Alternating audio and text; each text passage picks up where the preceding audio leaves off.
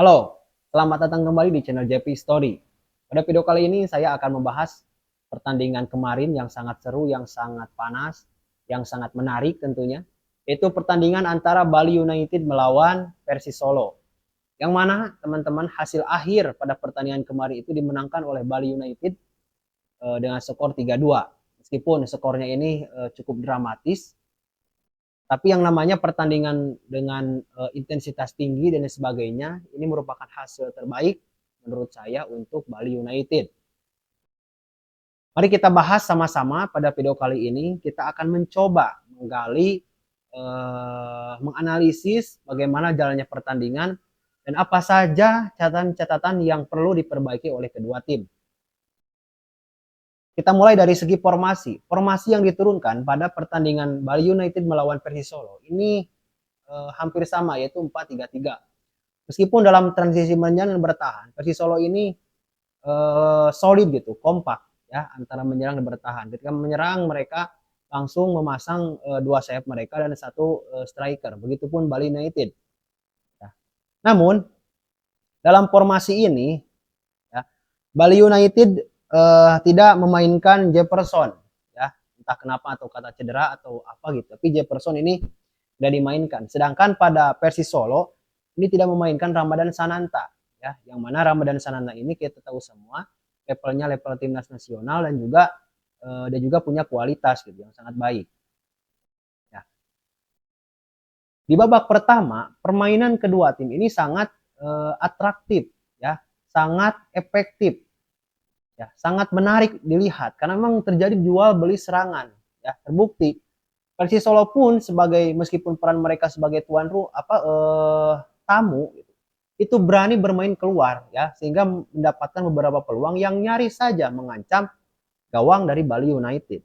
Sedangkan Bali United ini mereka ini eh, berada di titik nyaman permainannya di babak pertama ya.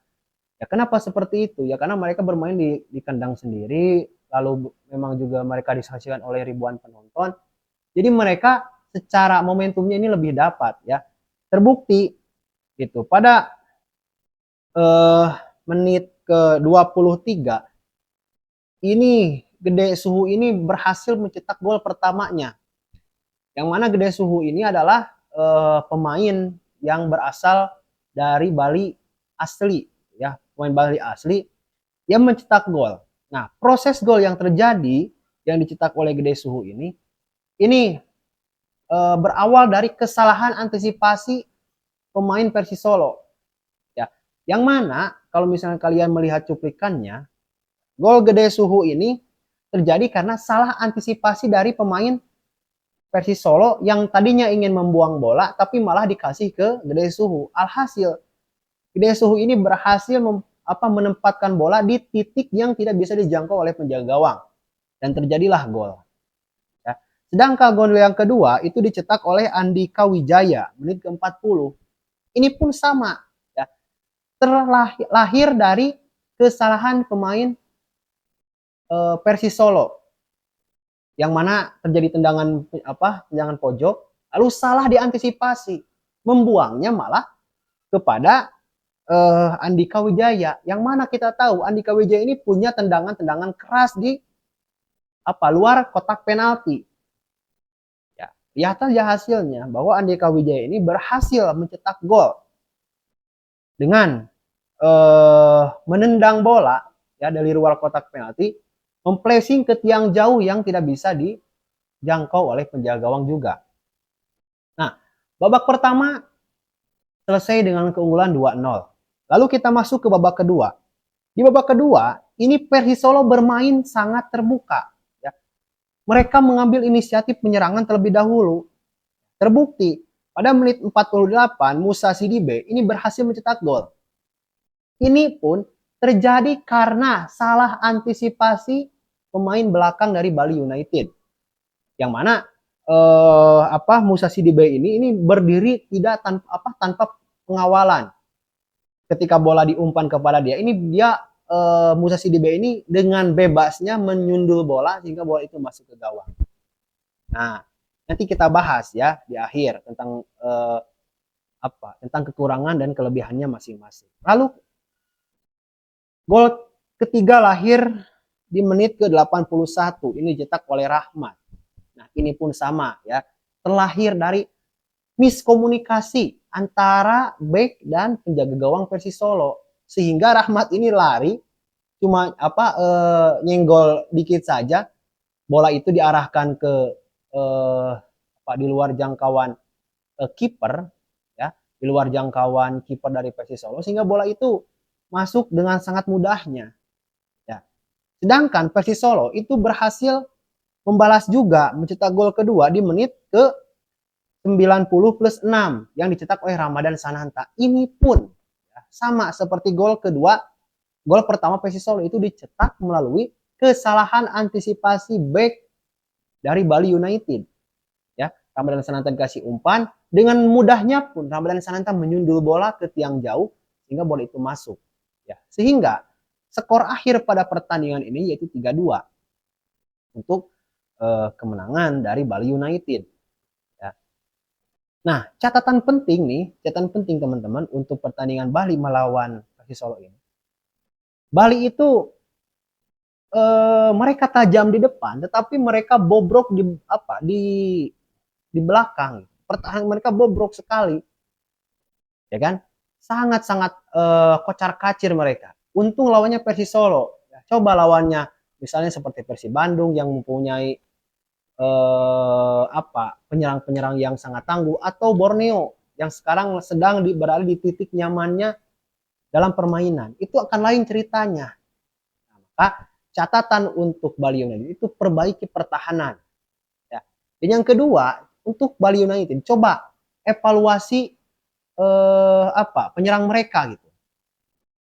Evaluasi penyerang mereka. Ya. Spaso Jevic itu harus dievaluasi karena memang perannya juga itu tidak kurang terlihat. Ya.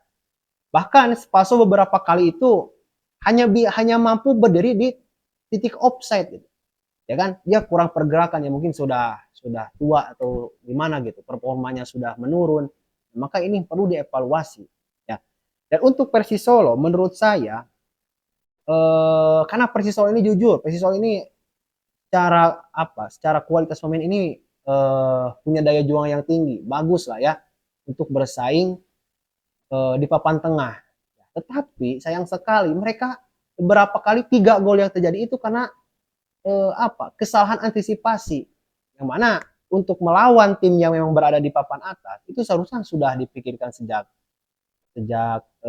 sebelum bermain ya. Karena jikalau memang pertahanannya bobrok, sedangkan misalnya dari Persis Solo ini kemarin penyerangannya juga bagus tapi pertahanannya buruk, ya mau gimana lagi gitu, gak bisa berbuat apa-apa juga ya kan, ujung-ujungnya kalah lagi. Nah, ini harus dievaluasi. Evaluasi pertahanan itu penting. Ya, ketika mau terjadi kemelut di kotak penalti itu bagaimana mengantisipasinya? Ya, jangan sampai terjadi hal yang seperti gol kedua di babak pertama dari Bali United karena memang salah antisipasi. Nah, dan untuk catatan selanjutnya ini pun masih berada di pertahanan. Komunikasi itu penting, teman-teman. Antara back, antara penjaga gawang maupun sebaliknya, itu harus ada komunikasi yang baik. Ya, agar apa? Agar permainan itu tidak tercederai dengan hal-hal yang konyol gitu.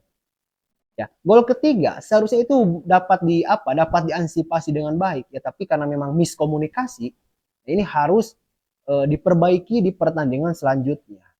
Nah, untuk Persis Solo catatan selanjutnya yaitu maksimalkan peran Ramadan Sananta. Ya, kita tahu semuanya bahwa Ramadan Sananta ini punya potensi yang luar biasa.